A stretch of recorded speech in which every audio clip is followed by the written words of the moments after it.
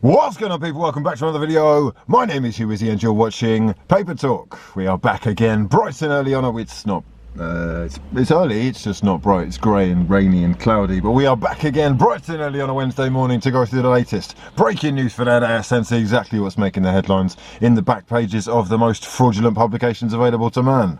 We buy them so that you don't have to. Love to your mothers. I hope you're all doing well and looking after each other in these turbulent times.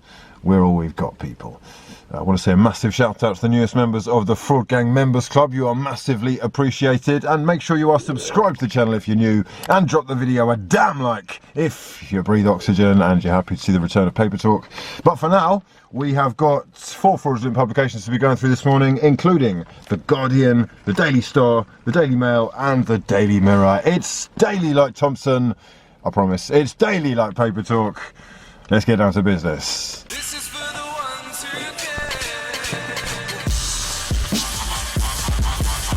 And we're going to start today on the back of The Guardian, who have this picture of Cristiano Ronaldo with his head in his hands because he has tested positive for COVID-19. Cristiano Ronaldo, it says here, is doing well and without symptoms after withdrawing from Portugal's squad to face Sweden tonight. The worry is that there are so many other members of the Portuguese and other squads that have come into contact with Cristiano Ronaldo recently that they may well have to quarantine as well, and I guess we're just hoping and praying that no one else has picked it up.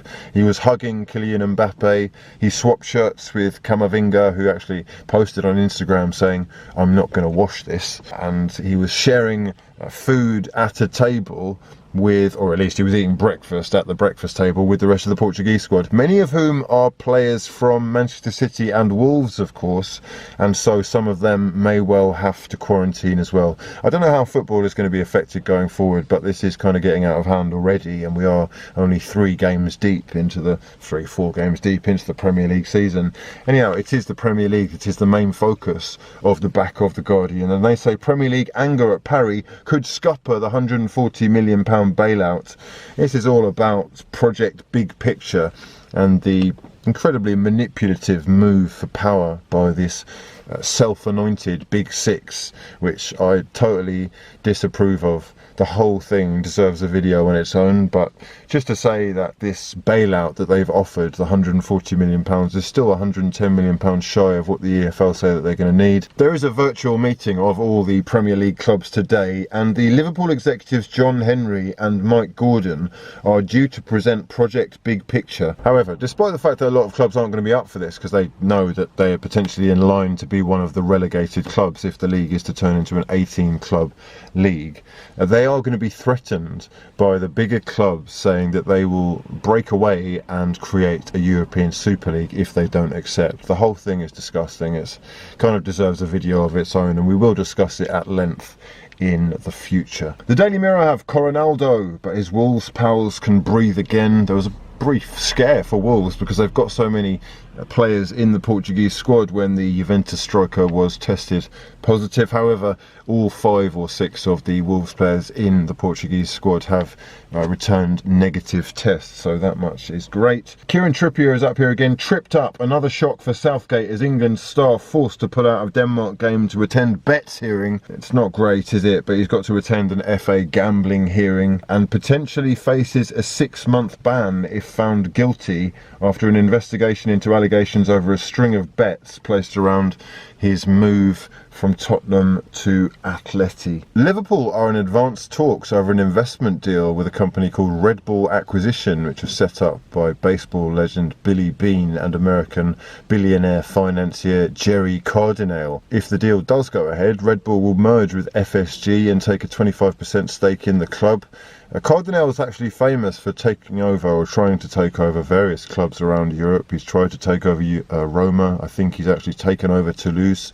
And I think the idea would be, much like Manchester City, to kind of have players at different clubs all over the world, growing them without ever kind of having to let them out of your sight type of thing. So I'm sure that players will be involved in some kind of circle of loans where everything is in-house as seems to be the case with the biggest of the lot. I think part of the Premier League's plan, in fact, with the Big Six is to have Premier League second teams playing in the lower divisions so that they don't lose out on players like Jadon Sancho. But the main story in the Mirror is, of course, the Premier League's Big Six plans and how Big Six fans have told their clubs to tear up Project Big Picture now. The Premier League chiefs will meet today as Liverpool and United, who are so keen to make this happen, face a huge backlash. Let me know your thoughts in the comment section below. The back of the Daily Mail has a picture of Eric Dyer, who is an injury doubt for England's clash with Denmark tonight, and that news is definitely going to irritate Jose Mourinho. You can bet your bottom dollar that he's going to have a thing or two to say about that.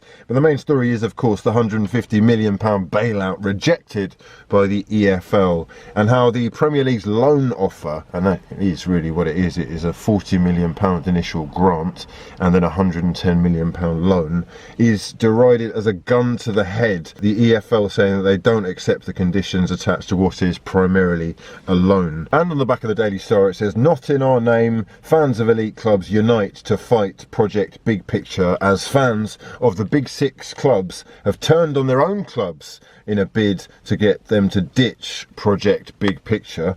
And Kieran Charge trips Gareth Southgate with yet another headache to deal with, as Kieran Trippier is sent back home to deal with the FA hearing about his alleged dodgy gambling dealings. And at the top here, Prem stars and Ronaldo COVID scare, big name Premier League stars all escaping the huge coronavirus scare. Arsenal's young striker Eddie Nketiah fired himself into the record books yesterday by scoring his 14th international goal for the under-21s, overtaking the likes of Francis Jeffers and Alan Shearer in the process. He is now the England under-21s all-time leading goal scorer with 14 goals in 12 games. A sensational achievement for the youngster, who did miss a penalty and did have a couple of goals disallowed for offside, but got there in the end. Fantastic performance as well from Ryan Sessegnon. They really do look a level ahead of the kind of level that they're playing. Thomas Partey has been making the headlines after doing an interview where he said that he aims to win the Premier League. He has actually got a tattoo of an octopus on him, and it says here, "The octopus, so handy for gunners." He was given the nickname after his loan spell at Almeria, which a lot of people credit for really toughening him up. And last season he won more tackles and interceptions at Atleti than any Arsenal midfielder did in the Premier League. So it is an exciting time to be alive, and I can't wait to see him strutting his stuff for Arsenal. £45 million transfer fee done and dusted.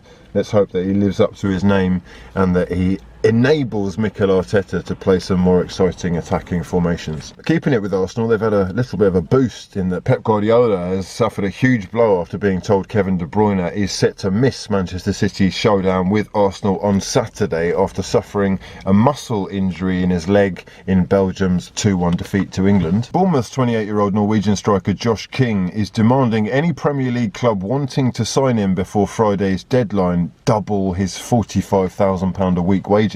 Manchester United legend Paul Scholes has been hitting out at the club's transfer activity, and he says that they should have given the number 9 shirt to Harry Kane or Haaland.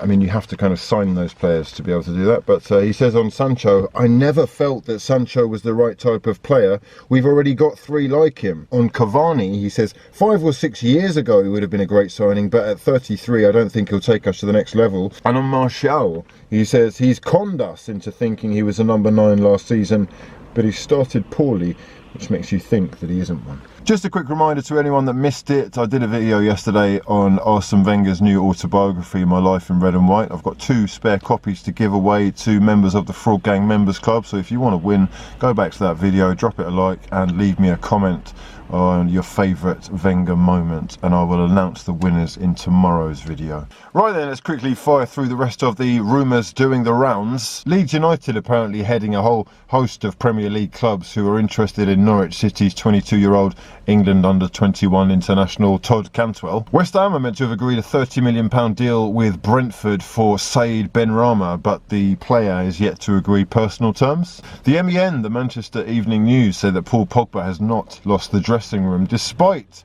coming out and saying that he would love to play for Real Madrid one day. And sticking with Manchester United, Argentine goalkeeper Sergio Romero is hoping for a move to MLS, but he will need to be released by Manchester United before the end of the month. Crystal Palace are close to agreeing a short-term deal for former England right-back Nathaniel Clyne, who left Liverpool in the summer. Juan Mata has rejected a £200,000 a week contract offer from a team in Saudi Arabia. And former Manchester City and Liverpool striker Mario Balotelli is a free agent after leaving Italian club Brescia and will sign for a new club in the coming weeks. Right then, that's about it for this time. I'm going to love you and leave you. I hope you're all enjoying the videos. If you are new to the channel, please do subscribe and drop the video a damn like if you breathe oxygen. Let's say we get to 3,000 likes, we will be back with a late night fraudulencia, and of course today sees the return of the Arsenal career mode. It's episode 2, which is bound to be dramatic and chaotic if the first episode is anything to go by. For now though, I've been hughwizzy and this has been a lot of fun. Peace.